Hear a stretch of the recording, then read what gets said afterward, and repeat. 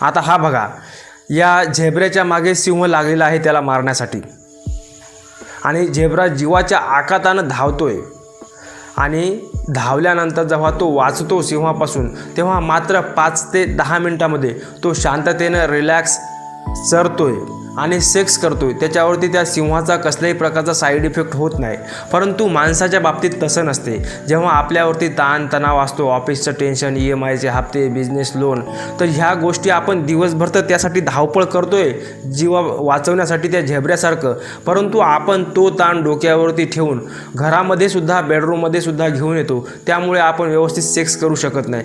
असा एक नॅचरली नियम आहे की जेव्हा तुम्ही फाईट मोडमध्ये असता, की तुम्हाला धावायचे, अलर्ट मोडमध्ये असता, तेव्हा तुम्हाला इरेक्शन येऊ शकत नाही. तेव्हा तुमचं सगळं जे एनर्जी आहे ती तुमच्या हातापायाकडे आणि डोळ्यामध्ये असते, की तुम्हाला फक्त धावायचं आहे आणि त्याच्यातून वाचायचं आहे. आणि जेव्हा तुम्ही रिलॅक्स असता, सगळं काही ऑल इज वेल असते, तेव्हा सगळी जी एनर्जी ती लिंगाकडे जाते आणि मग तुम्हाला इरेक्शन येतं आणि तुम्ही शांततेनं इच्छित वेळेपर्यंत सेक्स करू शकता.